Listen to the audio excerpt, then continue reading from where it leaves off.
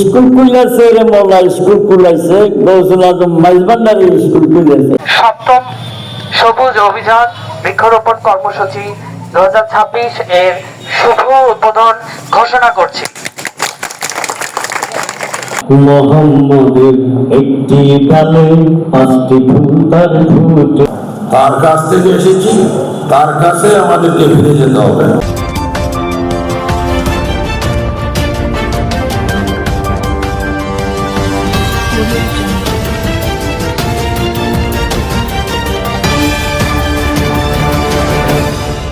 সপ্তম সবুজ অভিযান বৃক্ষরোপণ কর্মসূচি 2026 এর শুভ উদ্বোধন ঘোষণা করছি। মাইজভান্ডারি আদর্শবাহী ছাত্র ও যুব সংগঠন জ্যোতি ফোরামের ব্যবস্থাপনায় সপ্তম সবুজ অভিযান বৃক্ষরোপণ কর্মসূচি 2026 অদ্য 13 জুন 2026 সকাল 10টায় ফটিকছড়ি উপজেলাস্থ শহীদ শফিকুল নূর মওলা বীর প্রতীক মিলনায়তনে অনুষ্ঠিত হয়েছে।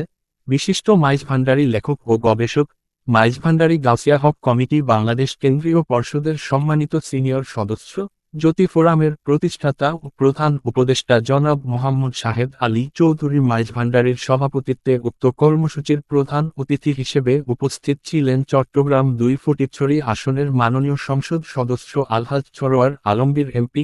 কর্মসূচি উদ্বোধন করেন ফটিকছড়ি উপজেলা নির্বাহী কর্মকর্তা জনাব সাইদ মোহাম্মদ ইব্রাহিম।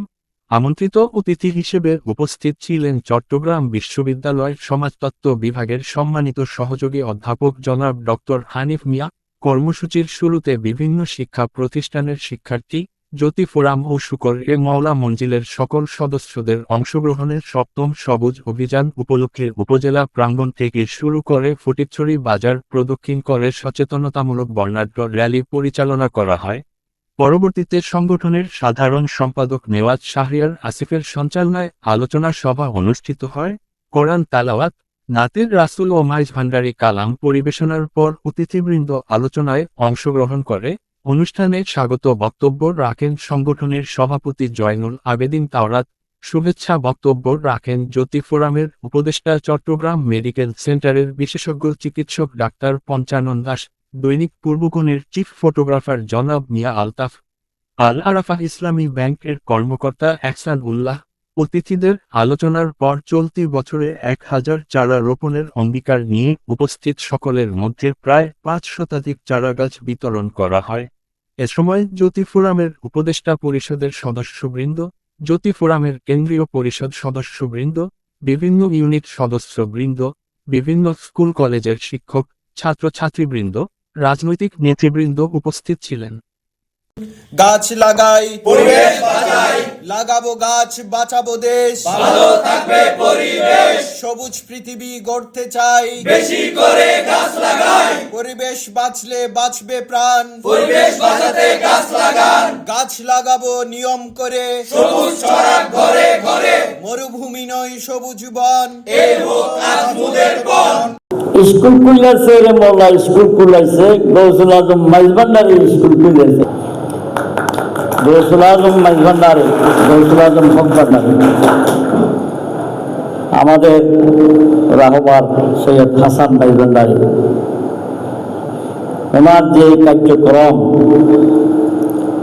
মাইজভান্ডার শরীফ থেকে বিশ্বময় একটি আস্থার জায়গায় নিয়ে গিয়েছেন। অনেকেই আমাদেরকে প্রশ্ন করত মাইজভান্ডার শরীফ নিয়ে, অনেককে অনেক প্রশ্নের উত্তর দিতে দিতে যান বাইরের সৈয়দ হাসান মাইজভান্ডারি যখন মাইজভান্ডার শরীফ থেকে বিভিন্ন স্বেচ্ছাসেবী কাজকর্মগুলো যখন করছেন, কোটি কোটি টাকা যখন মানুষের কাজের মধ্যে দিয়ে যাচ্ছেন, মেডিকেল কলেজ, শিশু হাসপাতাল, গরিব এবং মেহনতি মানুষের উপকারের জন্য যে কাজগুলো করে যাচ্ছেন, এগুলো যখন দেখায় তারা তখন অন্যান্য উৎসাহ পায়। এই জগৎটা হলো মহাসাগর, একটু একটু বুঝতে পারছি এখন। মাইজভান্ডারে গৌসুল আজম হয়েছে, গৌসুল আজম মাদ্রাসা, মাদ্রাসায় গৌসুল আজম, উম্মুল আশিকিন মনোয়ারা বেগম এতিমখানা পেয়েছেন। ওই এতিমখানার মধ্যে গেলে এটা যে এতিমখানা এটা কেউ বুঝবে না। একদিন আমাদের রাহবার আমাদেরকে বলছেন, আচ্ছা দেখেন তো আমার এতিমখানা শব্দটা কিভাবে বাড়তে হবে, আমার কেমন জানি একদম ছোট ছোট লাগে। ওরা তো সব আমারই সন্তান, তার এতিম কেন হবে? তাদের মুরব্বী তো আমি আছি, চিন্তা করে দেখেন। আল্লাহু আকবার। ইয়া রাসূলুল্লাহ।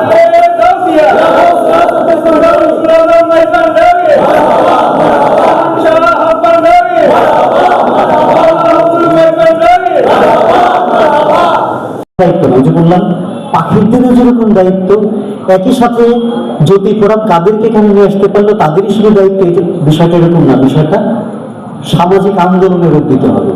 এই বিষয়টা হচ্ছে সমাজের প্রত্যেকটা মানুষের দায়বদ্ধতার জায়গায় মানে সংযুক্ত। মোহাম্মদের একটি ডালে 5টি ফুল তার ফুটেছে, সেই ফুলেরই সৌরভেতে, সেই ফুলেরই সৌরভেতে প্রেমিক গুণ সব ছুটেছে। মোহাম্মদের একটি ডালে 5টি ফুল তার ফুটেছে।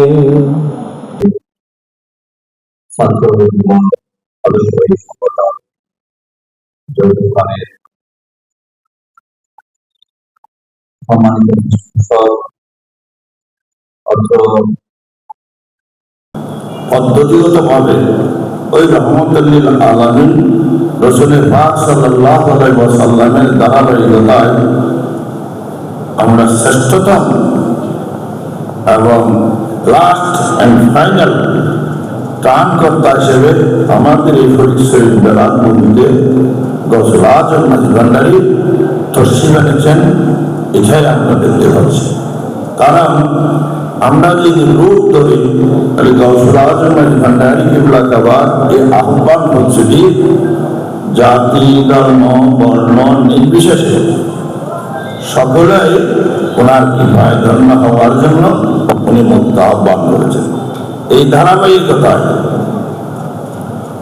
সকল জাতি ধর্ম বর্ণ নির্বিশেষে সকল থেকে আমরা সৃষ্টিকর্তা পরম কৃপাধন্য বন্ধু হিসেবে আমরা অনেককেই দেখছি বিশ্বব্যাপী ছড়িয়ে আছেন, যারা মানুষকে আবার পথে এনেছেন।